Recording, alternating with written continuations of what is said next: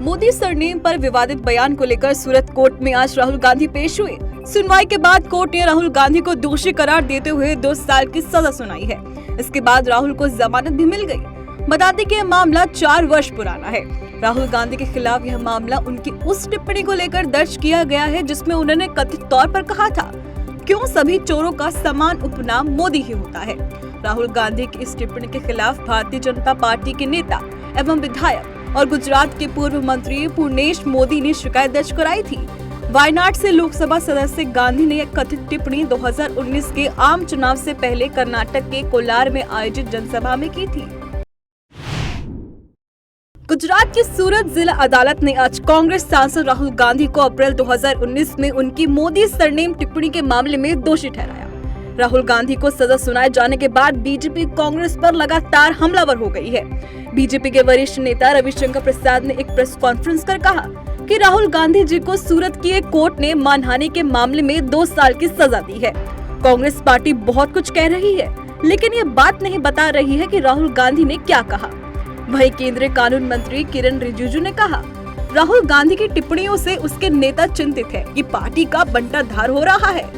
इसके अलावा केंद्रीय रक्षा मंत्री राजनाथ सिंह ने कहा कि राहुल गांधी को इस सच्चाई को स्वीकार करना चाहिए। शब्दों की चोट शस्त्रों की चोट से ज्यादा गहरी और पीड़ादायक होती है और शब्द जब अनर्गल और झूठे हो तब चोट और भी गहरी और कष्टदायक हो जाती है। इसके साथ ही भाजपा प्रवक्ता गौरव भाटिया ने कहा कि राहुल गांधी एक गैर जिम्मेदार नेता है। उन्हें अब कानून की ताकत का एहसास होना चाहिए और यह भी कि नकली गांधी परिवार देश के कानून से ऊपर नहीं है। आरोपी से अब अपराधी बनने तक का शर्मनाक सफर है। लंदन में भारतीय उच्चायोग के बाहर प्रदर्शन और हमले को लेकर भारत के सख्त रवैये के बाद ब्रिटेन की सरकार हरकत में आ गई है। लंदन में स्थित भारतीय उच्चायोग के बाहर सुरक्षा व्यवस्था बढ़ा दी गई है। उच्चायोग के मेन गेट के बाहर बैरिकेडिंग लगा दिया गया। ब्रिटेन के विदेश सचिव जेम्स क्लेवलेरी ने भारतीय उच्चायोग पर हुए हमले का जवाब दिया।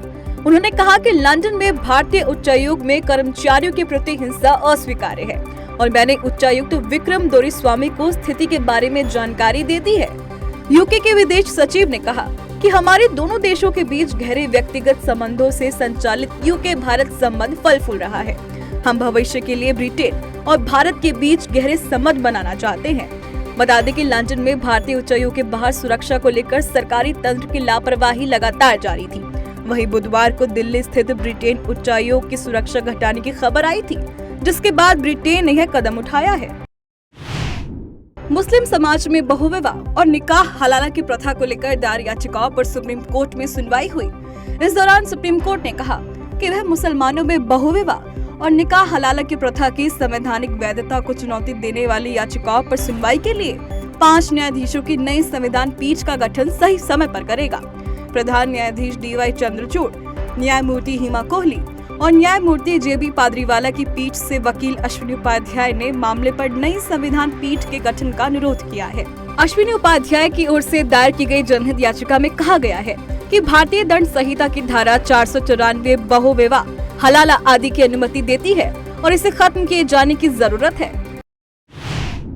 केंद्रीय गृह एवं सहकारिता मंत्री अमित शाह ने आज नई दिल्ली में इंदिरा गांधी राष्ट्रीय कला केंद्र की ओर से तैयार किए गए वैदिक हेरिटेज पोर्टल का शुभारंभ किया।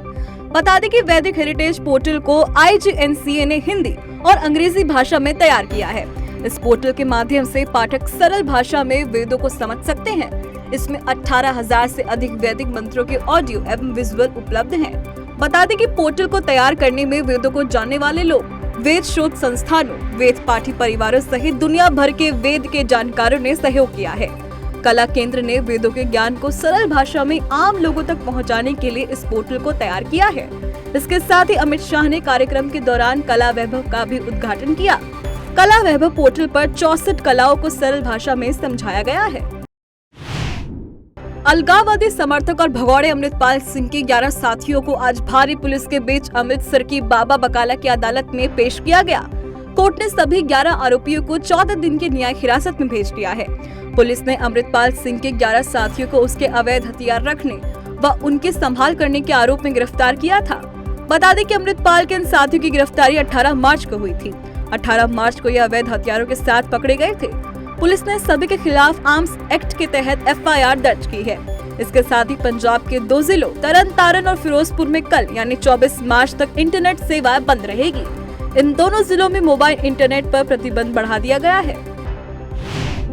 आज ही के दिन भारत के वीर सपूत भगवत सिंह सुखदेव राजगुरु ने फांसी की सजा को गले लगाया था।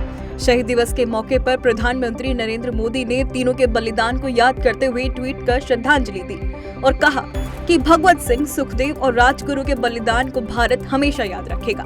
ये ऐसे महान व्यक्ति हैं जिन्होंने हमारे स्वतंत्रता संग्राम में अतुलनीय योगदान दिया।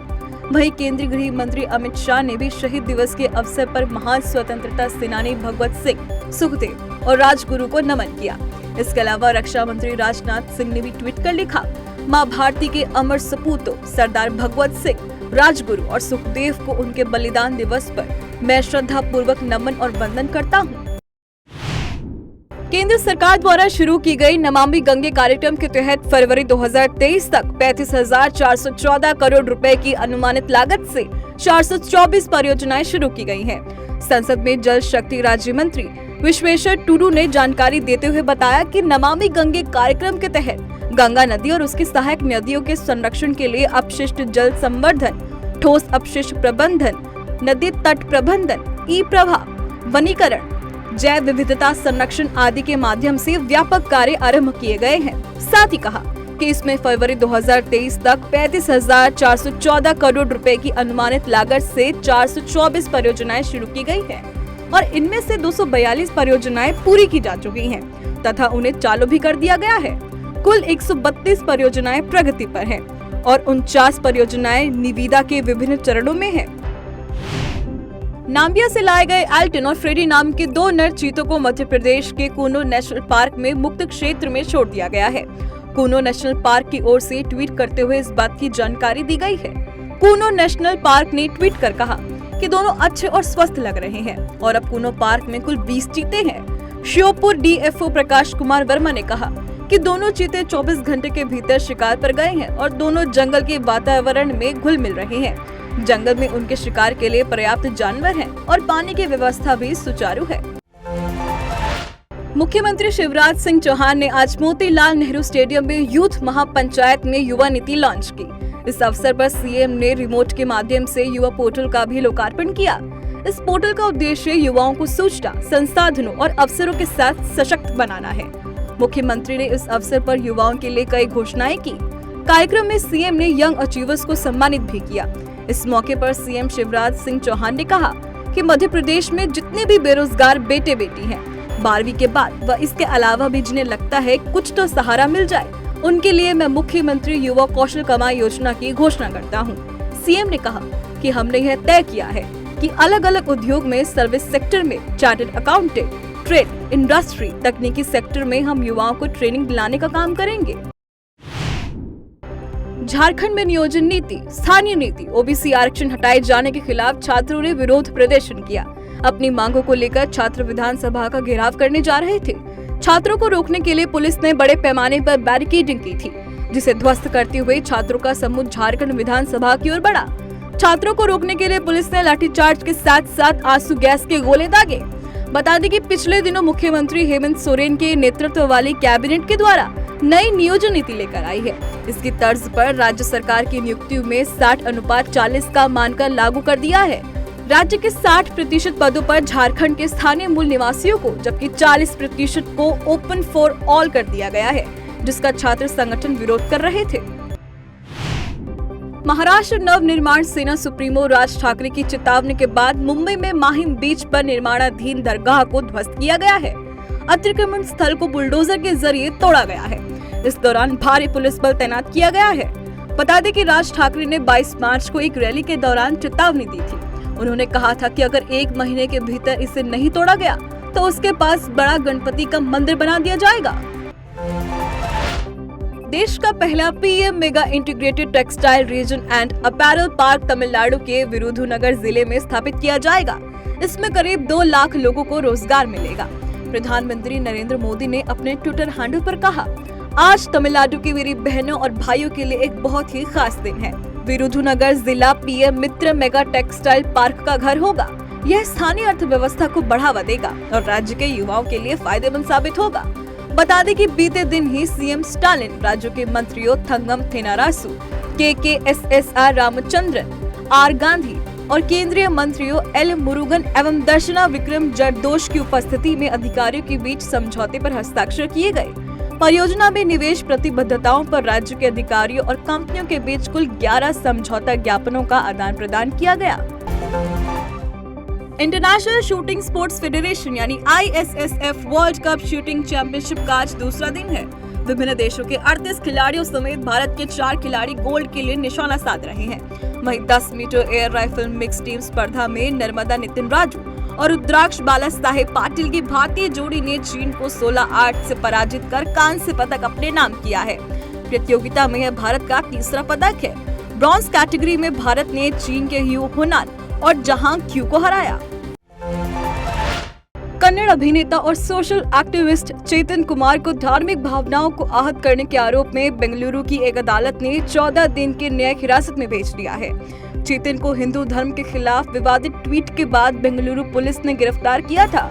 बता दें कि एक्टर ने अपने ट्वीट में हिंदुत्व की आलोचना की थी। चेतन को 21 मार्च को बेंगलुरु पुलिस ने अरेस्ट किया था और फिर उन्हें कोर्ट में पेश किया गया, जहां से उन्हें 14 दिन की न्यायिक हिरासत में भेज दिया गया है। दुनिया के पहले 3D प्रिंटेड रॉकेट टेरान 1 को सफलतापूर्वक लॉन्च किया गया। कैलिफोर्निया स्थित एरोस्पेस कंपनी रिलेटिविटी स्पेस ने कहा कि ये लॉन्च हमारे लिए एक बड़ी जीत है। इससे हमें अगले टेरान R रॉकेट को सही बनाने में मदद मिलेगी। हमने इसे मैक्स क्यू की मदद से सफलतापूर्वक बनाया है। इससे आने वाले दिनों में फ्लाइट डेटा का आकलन करेंगे और सार्वजनिक अपडेट हासिल करेंगे। 3D printed rocket relativity space ने दावा किया कि टेरान 1 का 85% हिस्सा 3D प्रिंटेड है, तो अगले टेरान R रॉकेट आगे चलकर पृथ्वी के लोअर ऑर्बिट में 1250 किलो का भार ले जाने में सक्षम होगा।